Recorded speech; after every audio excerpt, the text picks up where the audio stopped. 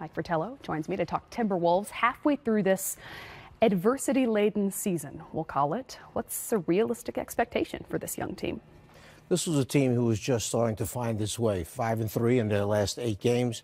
One of their 2 young stars has been playing out of his mind lately, and that's Karl-Anthony Towns. The last game, both young guys, Wiggins and Towns, go for 28 points apiece. When you look at their roster, it's kind of an interesting blend. You have 7 players with 5 years or less experience.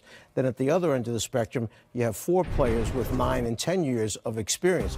But let's face it, obviously their future is Karl-Anthony Towns and Wiggins. They've played exactly the same number of home and away games. They have 21 home left, 21 away left, as they take this 19-21 record. And yeah, they're not in the playoffs as it was tonight, but they're only 2 games out of the 8th spot. So Ryan coming in, taking over for Thibs, he's got a tough assignment here, because now you've got to get these guys to buy in. And without knowing how much involvement he's had with these young guys, I would think he's had a lot of time with them in development, that type of thing. They know he's a basketball guy. He's done their scouting reports and preparation for them for a couple of years now. I would think that they would give him a lot of respect. He's got Ed Pinckney, Malik Allen alongside of him to help him out, and that's their job, to help this young man out. He's got an interesting challenge in front of him. Well, you mentioned if the playoffs were to start today, they would be on the outside looking in. But because of the parity in the Western Conference through the first 40 games this season, is a playoff push realistic? I think it's realistic, but obviously the key is health, injuries.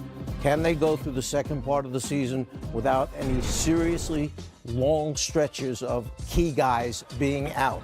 Get Covington involved, get Saric involved with this team since the trade took place. If Towns keeps playing like he's playing, that's a huge plus for a young guy coming in when you got a guy who's averaging over 28 points a game for the last 8 games. Well, you mentioned the split right down the middle with home games and away games, and the next 8 games actually look exactly like that as well. They're split at home and on the road, starting with tomorrow night's matchup at OKC, before they then return to Minnesota to host the Mavericks and the Pelicans this weekend, a couple of teams that are also vying for playoff position. If I was a head coach stepping in, okay, an interim coach, I would have picked a little bit different opponent than Oklahoma City for my first game to break in. Yeah. But welcome to the NBA. Yeah, surprise. Yeah. Welcome. All right, well, I'm going to head over to the other side of the court, and we're going to talk a little bit about, well, the flip side of this matchup, the Oklahoma City Thunder, with our Hall of Fame head coach, Kevin McHale.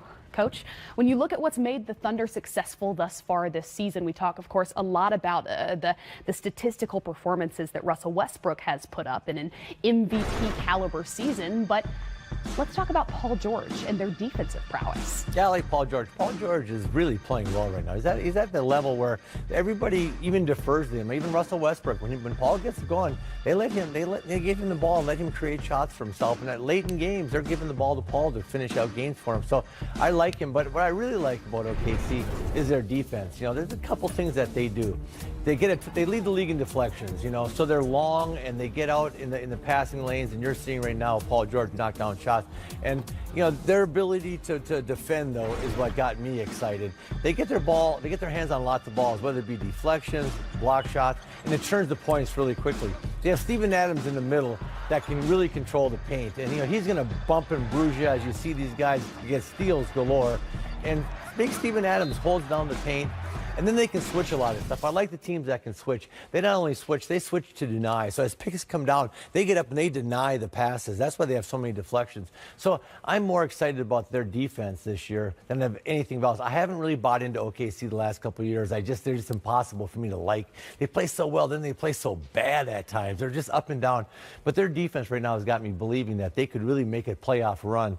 You can beat people in this league with defense if you're dedicated and doing it. Now, I know it's an offensive league, but you can go out there and they have the type of athletes that can get out, deny, and play really good defense on the perimeter. Well, you're exactly right. We've spent the last couple of seasons, and especially last season, talking about when the Thunder were going to find their way. It was a team that was inconsistent to have so much talent on its roster. Do you see anything apart from its defensive consistency as the reason why they could be contenders this season in the West? Yeah, I think that they can bring in and play Schroeder alongside of Westbrook, and I think that just gives them a unique ability. Westbrook can come off picks, get off the ball, Schroeder can handle the ball. He can get his own offense, but he can also distribute. And I just think less is more. I think, Carmelo there, everybody was trying to figure out how to play with each other. Carmelo leaves that, opens up more opportunity for Paul George. And as I said when we started the segment, they believe in Paul George. They give him the ball late. They let him close games. Westbrook is deferring to him. And Russell Westbrook doesn't defer to many people, and he's deferring to him. And again, I just think that less is more for this team.